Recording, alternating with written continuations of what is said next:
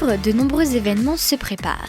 La créativité ne manque pas et au rendez-vous, un panel de gens passionnés ayant la volonté de partager des énergies positives au public.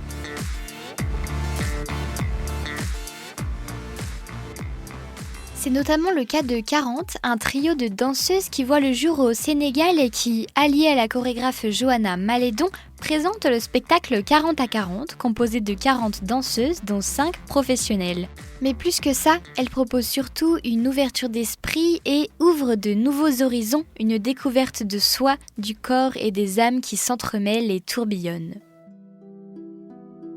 Alors, je m'appelle Johanna Malédon, je suis chorégraphe et interprète de la Compagnie Mal. Je suis artiste associée au CCN du Havre et actuellement en création avec le projet 40 à 40 qui est un projet participatif avec 40 danseuses amatrices et professionnelles qui sera né bientôt là à la fin de la semaine. Super. Ça fait combien de temps que tu es chorégraphe ? Très peu de temps. Ma compagnie, elle a 4 ans. Je l'ai ouverte en 2019 à la suite d'un concours chorégraphique avec ma première création À bientôt. J'ai pu sortir ma seconde création au mois de mars qui est 40, justement les prémices de ce projet grand format. Ça veut dire que tu danses aussi ? Ça fait longtemps que tu danses ? Ça fait très longtemps que je danse, oui. Je pense avoir... J'ai commencé avec plutôt la natation et le tennis. Et puis à l'âge de 8 ans, j'ai commencé la danse. Et ça a tout de suite été une évidence pour moi. Et j'ai voulu poursuivre donc en France, parce que je viens de Guyane française. J'ai étudié là-bas. Et à partir de 14-15 ans, je suis entrée en horaire aménagé pour poursuivre mes études à New York, en Israël et puis en France également. Très beau parcours. Je suis impressionnée. Et donc le spectacle 40 à 40, j'ai vu, mais alors je sais pas, mais il faut que tu me précises, que c'était à la base une idée d'un trio, c'est ça ? Exactement, oui, 40, un trio qui vient d'être né, qui est encore en création aussi. Enfin, la pièce est sortie, mais voilà, j'aime faire évoluer les pièces et c'est un moyen assez particulier de pouvoir transposer ce qui existe déjà avec plusieurs corps et se laisser inspirer aussi par ce qui peut naître. Et donc ce projet, c'était l'envie d'expandre, d'étendre cette idée première qui est née au Sénégal.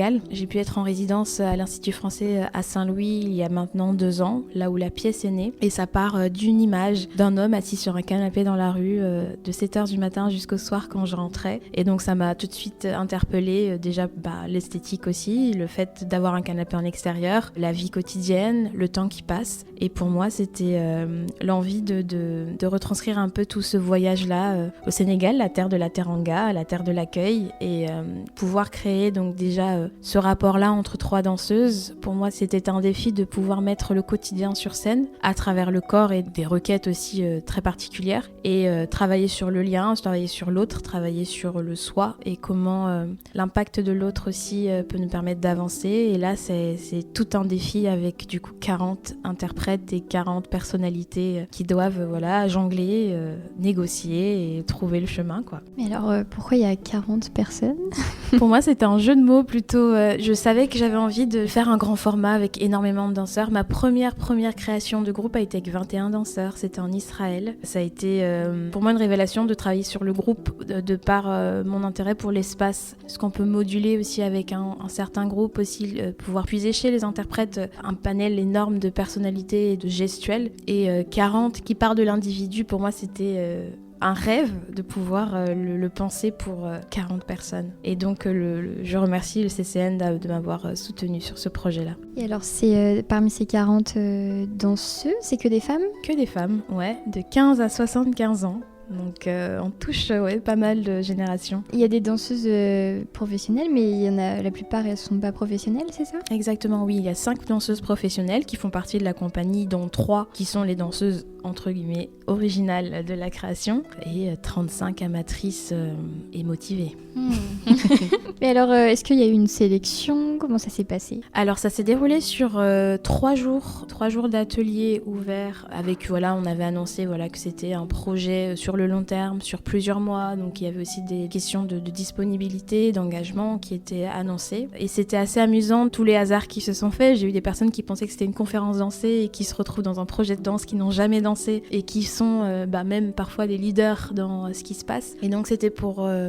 j'ai plutôt annoncé ça comme un atelier, comme une rencontre pour qu'elles puissent rentrer dans l'univers, voir si ça les intéresse de travailler aussi corporellement sur ce que je demande, aussi par rapport à ce que ça demande physiquement. Est-ce qu'elles se sentaient capables de rentrer dans tout ça? Et ça a été une belle amorce de rencontres, et même j'ai pu rencontrer des danseuses qui n'ont pas forcément fait le projet et que je continue à croiser, qui seront là aussi ce week-end, donc c'est génial. Et justement, c'était peut-être aussi pour, ton envie que ce soit naturel ou quotidien, qu'elles soient pas forcément des danseuses professionnelles. Ouais, ce qui a été hyper intéressant pour moi déjà en tant que chorégraphe, mais aussi pour les interprètes professionnels, ça a été de pouvoir travailler avec des amatrices, des personnes qui ne font pas ça de leur métier, et de se rendre compte aussi ce qu'on perd quand ça devient ton métier, que ça soit la spontanéité, le fait d'oser, le fait de pas aussi vouloir, de pas se rendre compte aussi qu'on est vu, qu'on est regardé. Ça a été une grosse claque pour nous de pouvoir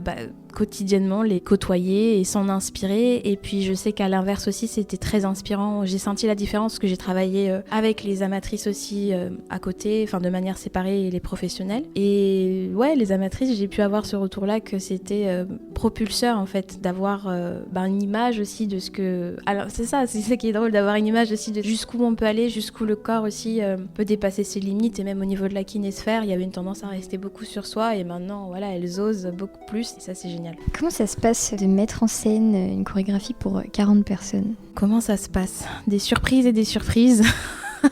Des rebondissements. Ouais, des rebondissements, beaucoup de remises en question, et aussi ça m'apprend à relativiser. J'arrive avec des objectifs et je sais que je vais pas forcément tout cocher, donc c'est d'être complètement disponible à ce qui se passe, pouvoir, moi mon point d'honneur est parce qu'on est là pour ça aussi, qu'elles repartent avec quelque chose de nouveau, quelque chose d'agréable à la fin de chaque séance, parce que il y a la vie du quotidien, elles s'accordent ce temps-là, et je pense qu'on s'accorde pas assez du temps pour soi, et la danse permet ça. Mon point d'honneur est de pouvoir leur transmettre cette envie-là de parler par le corps et de laisser un peu la tête en dehors du bâtiment. Est-ce que 40 à 40, le spectacle a un ou plusieurs thèmes?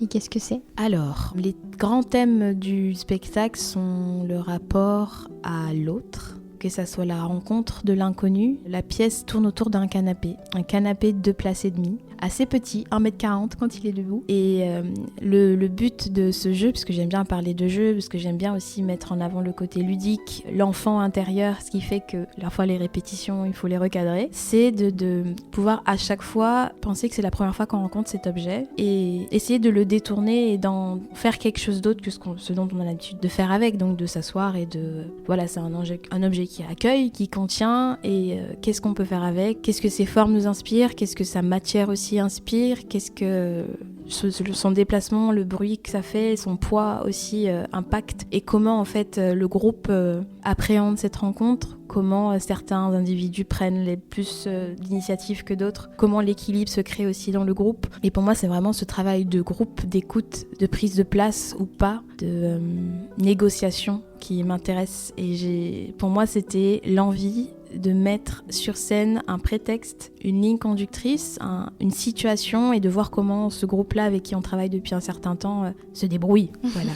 Et c'est aussi très inclusif, parce qu'il y a tous les corps et tout, je trouve ça incroyable. Ça c'est magique pour moi, c'est fou de pouvoir... voir que on parle de maturité aussi avec le temps, on parle de fougue avec la jeunesse, et quand tu trouves ça dans l'inverse, dans des corps qui sont complètement différents, qui sont aussi blessés par la vie, des corps qui sont hyper entraînés, des corps qui ont peur de danser, des traumatisés aussi parfois, parce qu'on passe du temps aussi ensemble, et je trouve que le corps est magique, quoi. Et le temps accordé, rien que de pouvoir le faire bouger, exprimer ce qu'il y a dans la chair, c'est précieux.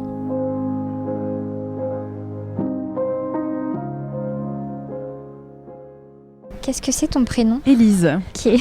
Ça fait longtemps que tu danses? Donc j'ai 32 ans bientôt. J'ai commencé la danse contemporaine j'avais 14 ans.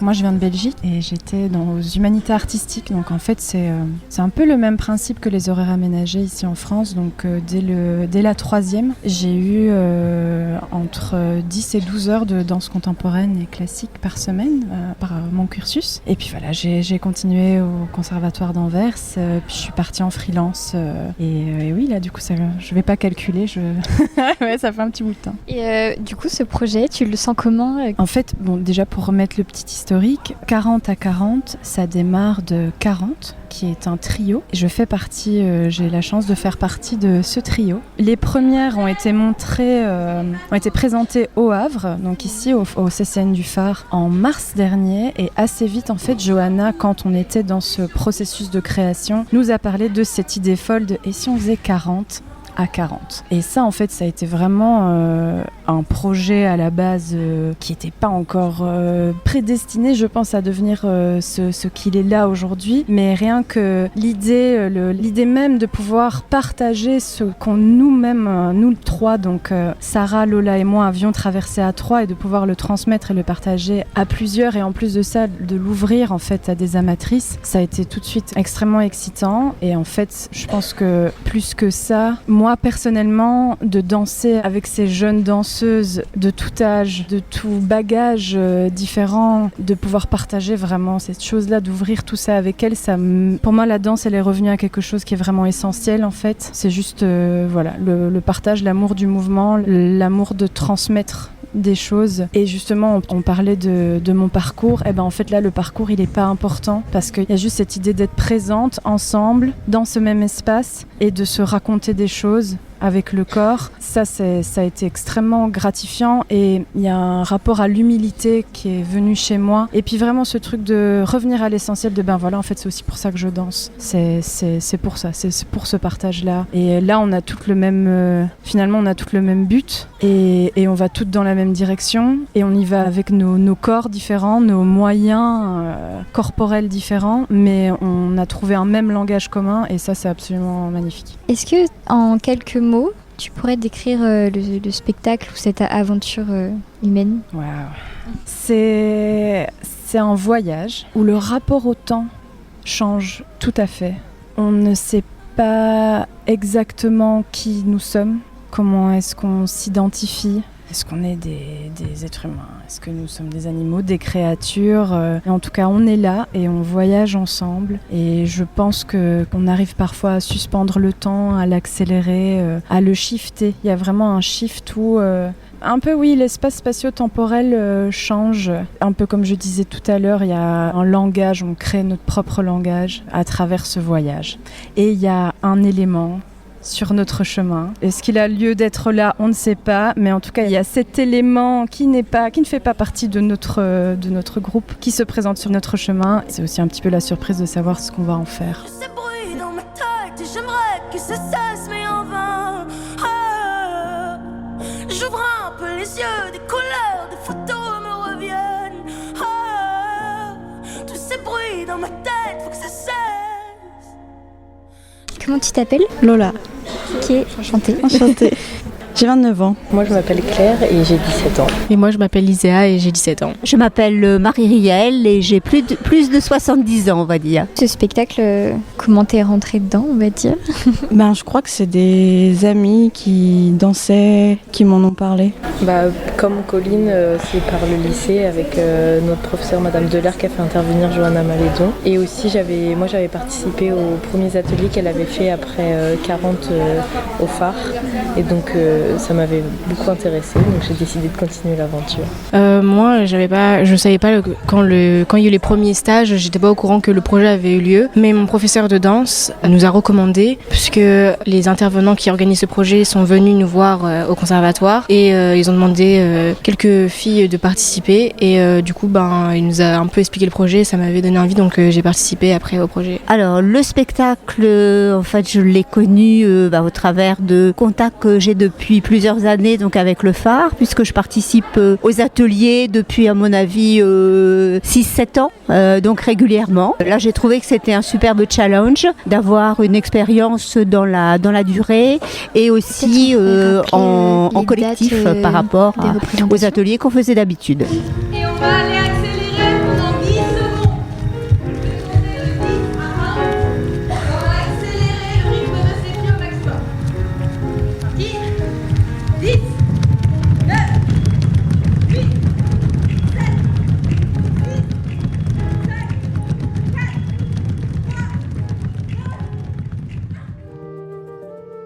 4, 3. Alors je m'appelle Lola Carvredan, je suis du coup danseuse et j'ai 33 ans. Tu fais de la danse depuis longtemps, depuis combien de temps ? J'ai commencé à l'âge de 10 ans, 11 ans parce que mes parents ne voulaient pas que je fasse de la danse, donc j'ai commencé par faire de la gym et tout ça, et puis au bout d'un certain temps j'ai dit non, je veux vraiment faire de la danse, donc j'ai fini par en faire vers entre 10 et 11 ans. Tu fais partie du groupe 40 à la base. Comment il s'est formé ce groupe-là ? Alors on n'est pas tout arrivé de la même manière, donc du coup Sarah connaissait déjà Johanna d'une création précédente, Élise d'une autre compagnie, et moi j'étais un peu la petite nouvelle qui débarquait, mais on s'est toutes pour la première fois vues toutes les trois, on était en audition pour Johanna, donc on a eu quand même ce petit moment d'audition où on s'est croisées toutes les trois.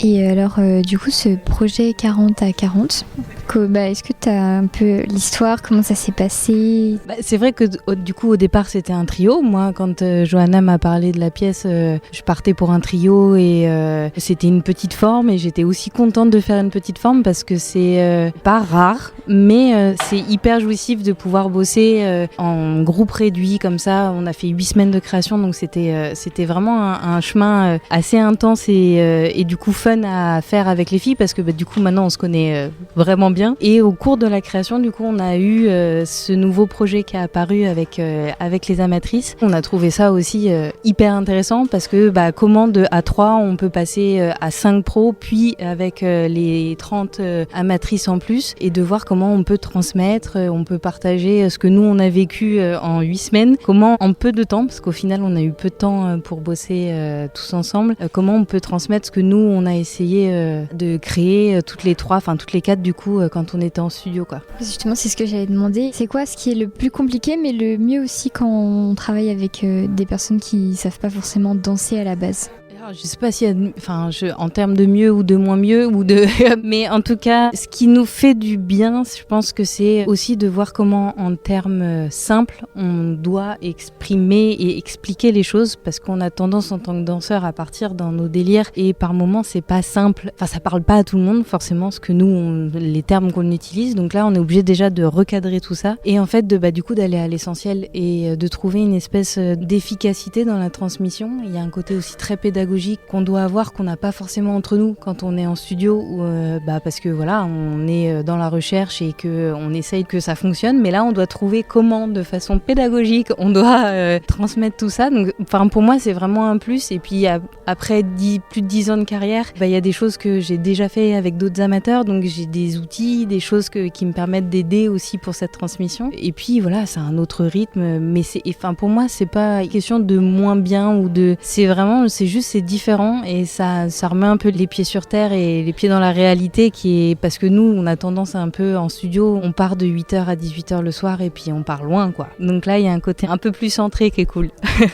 Est-ce que ce spectacle ou cette préparation de spectacle, en tout cas ça a libéré quelque chose chez toi ? Oui, à fond. Je crois que c'est le truc le plus instructif niveau danse que j'ai fait, parce que vu que Johanna elle a vraiment une vision de la danse et que c'est pas un apprentissage technique, c'est-à-dire qu'on n'est pas là pour apprendre à être plus souple ou à connaître ses positions. J'ai l'impression d'avoir ressenti des parties de mon corps que j'avais jamais ressenties, et ça m'a permis de danser complètement autrement par rapport à ce que j'avais l'habitude de faire. C'est assez fou de voir la marge de progression qu'on peut avoir en un temps si court, mais c'est hyper intense. Qu'est-ce que tu retiens de cette expérience ? Qu'est-ce que ça t'a apporté plus que la danse ?